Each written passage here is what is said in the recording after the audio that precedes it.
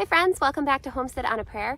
It's a beautiful day outside today, and looking at the forecast, it's probably the last really nice day that we're going to have in a long time, maybe even till spring, we'll see.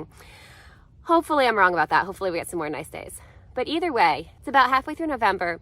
So when you get one of those really nice days in the middle of fall as you're kind of sliding into winter, that is the day that you seize to really get all that gardening stuff done that needs to get done before the ground actually gets cold and freezes.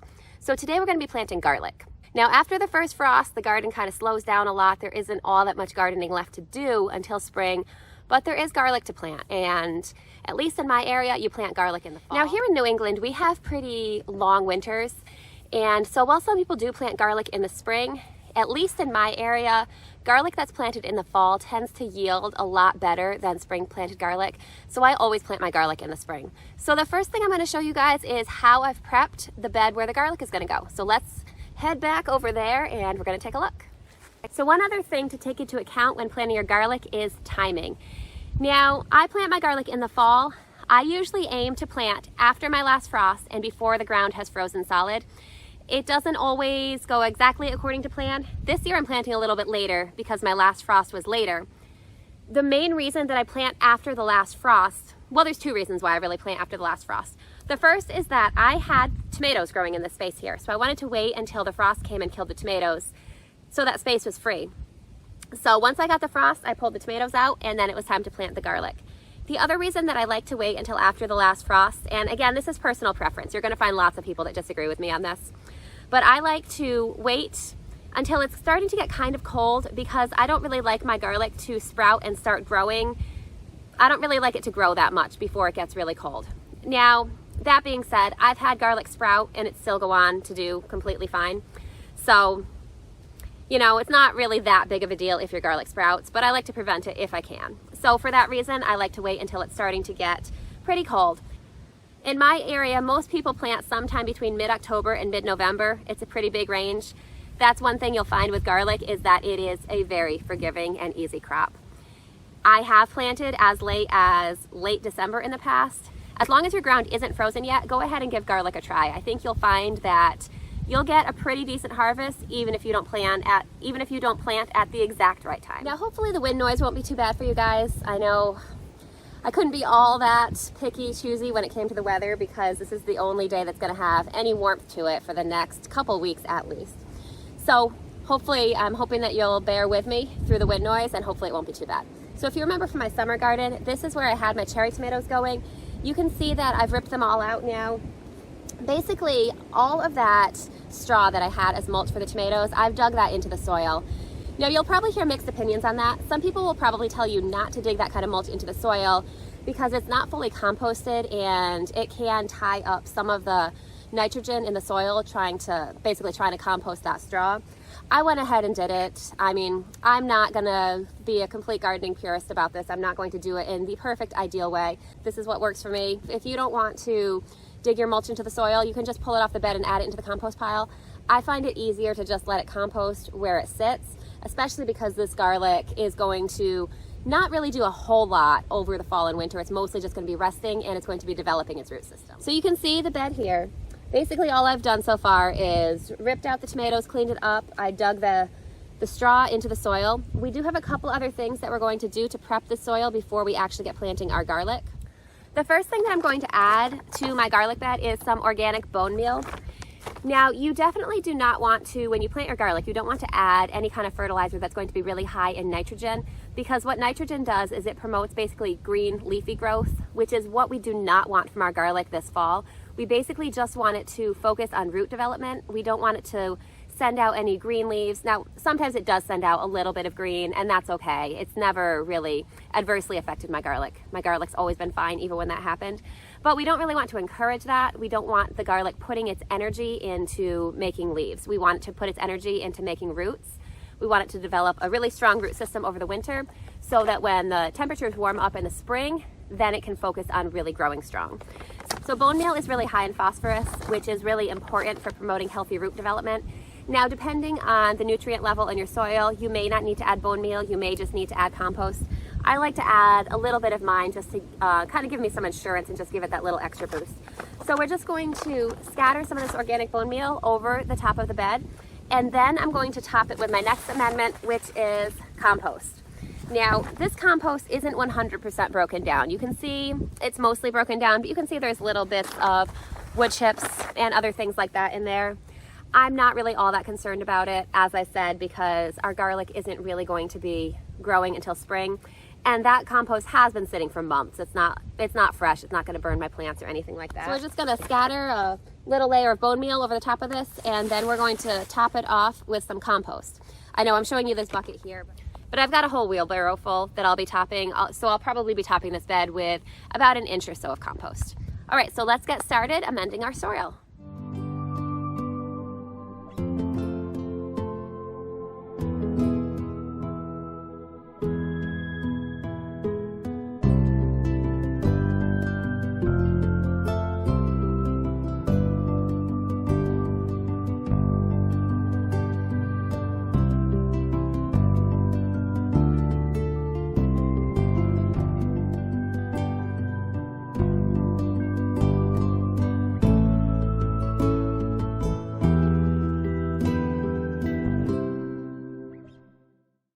All right, so I got that bone meal all spread out, and then I covered it with about an inch or so of our almost finished compost. What I'm going to do is I'm going to put another layer of compost on top. This is going to be finished compost, just to give it a nice smooth layer on top. And so that'll probably be another inch of compost. So I'll say probably about 2 inches of compost total, and then it's going to be time to start planting our garlic.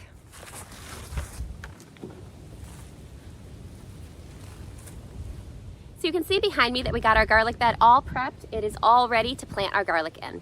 So now we have to choose which garlic we're going to plant. Now, last summer when I harvested my garlic, I set aside the garlic heads that had the biggest cloves. That's not necessarily going to be the same as the biggest garlic head. For example, this garlic head here isn't one of my biggest because it doesn't have a lot of cloves, but you can see how big those individual cloves are. Basically, the bigger the garlic clove that you plant, the bigger the garlic head that clove is going to produce. So what you want to do is if you're saving your own seed garlic, you want to choose the biggest garlic cloves, because basically the energy that is stored in that garlic clove is what that garlic clove has to work with to produce an entire garlic plant. So when it's starting with a lot more energy, it's going to be able to produce a much bigger plant for you. So I set aside a handful of my biggest garlic cloves from my harvest last summer, and now it's time to plant those. So to plant them, you're going to take the stem off of your garlic here. This would be easier if I had scissors, but we're just gonna use some brute strength here. So now you're going to want to take the outer layer, the outer wrapper off the garlic. You don't want to peel your cloves completely. You just want to peel them enough that you're able to separate the cloves from each other. The coating that's on each individual garlic clove needs to stay on those cloves because that's going to be what protects it as it grows. So we're just going to take off this outer layer that's kind of holding the cloves together, just like this papery layer. Once you get your cloves like that, you should be able to easily get your finger in, or you should be able to get your finger in, maybe not so easily in this case.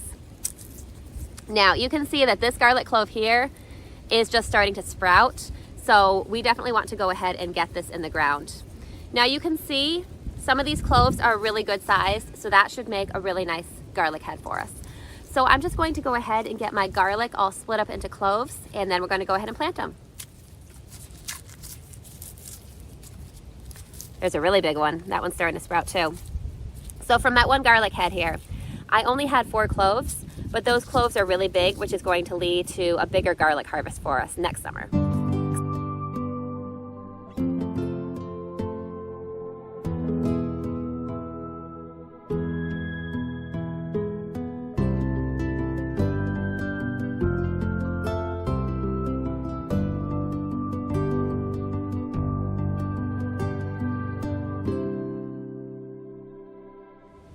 Now you're also going to want to think about what type of garlic to plant, and that decision is really going to be based on what grows best in your area.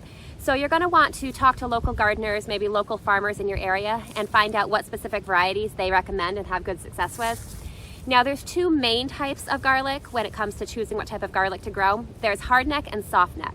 So I grow exclusively hardneck garlic. I'm in New England, and that is the type that does better in my area. As a general rule of thumb, places with colder winters tend to be more successful growing hardneck garlic, and places with milder winters can often grow softneck garlic with more success. But again, talk to people in your area and you'll get a much better idea of what specific varieties work for you. So I have, as I said, all hardneck garlic. I grow German white. There are lots of other varieties that are successful in my area as well, but that one has worked well for me. I do also have a few garlic heads of another variety.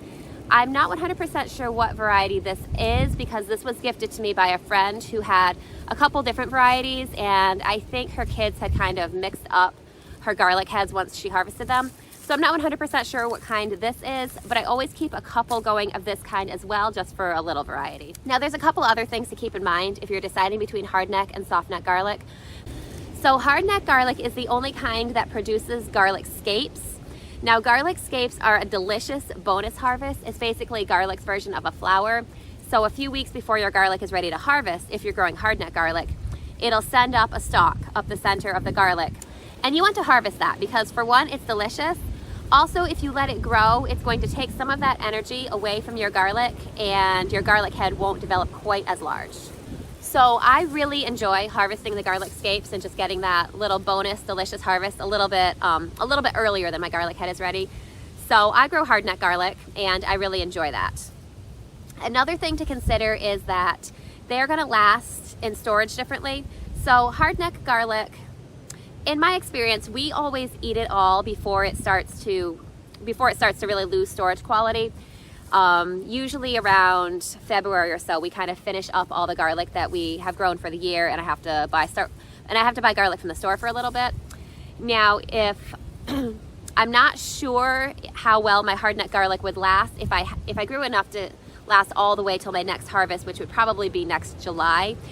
Most likely my hardneck garlic would start to lose quality in storage. Softneck garlic does store for a longer period of time.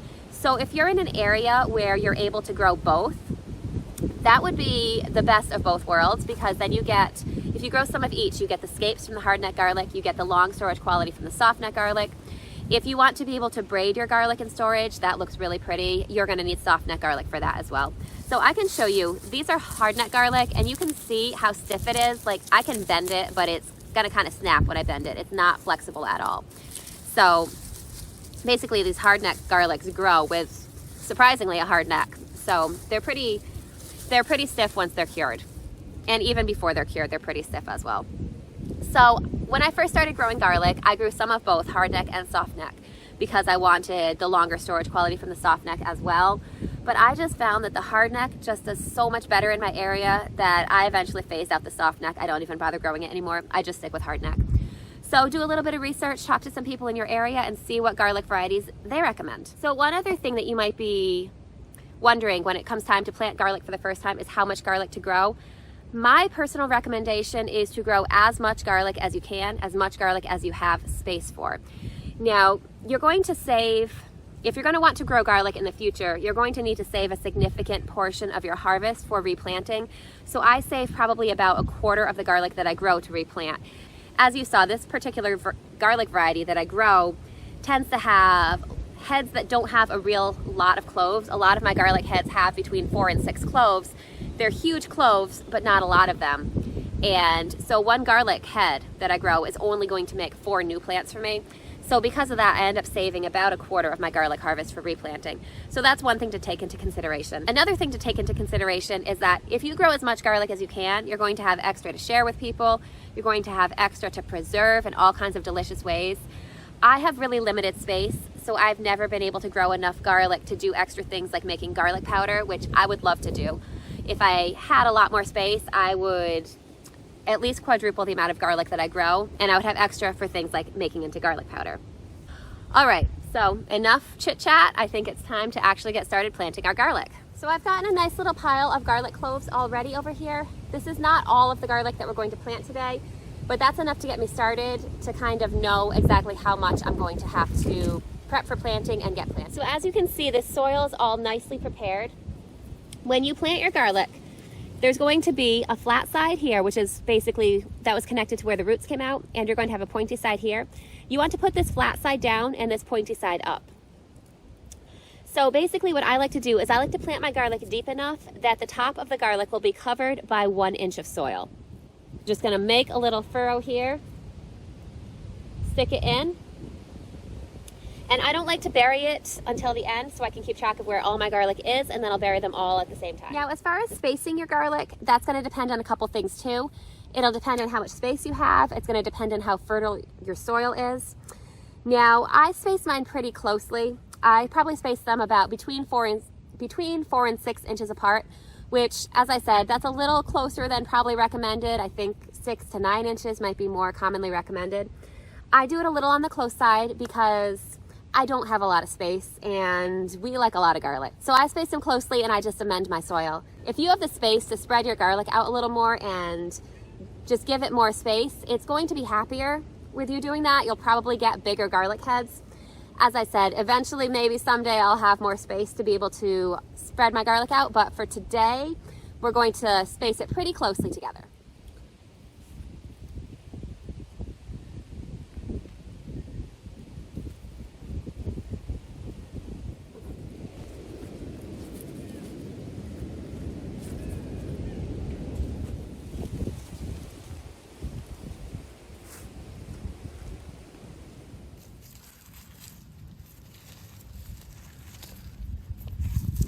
All right, so we got all our garlic planted. The last thing that you're going to want to do is to mulch your garlic pretty heavily. Now, a lot of people use straw for this. I just go around my yard and I just collect fallen leaves. I mean, it's that time of year where there's leaves everywhere. So those are free, so I just use them. Now, I have heard some people caution against using those, saying that they can kind of mat up and they can hold in moisture and cause your garlic to rot. I'm sure that is a valid concern, but that has not been my experience. I've never had that happen. That might be something that depends on what area of the country you're in and what kind of weather you get in your area. As you can see today, our weather is wind. But as I said, just do your research. That's another great question to ask gardeners and farmers in your area to see what they use to mulch their garlic. I just like to use the leaves because they're free. So I'm gonna go ahead and gather some leaves and we're going to tuck our garlic in for the winter. Yep.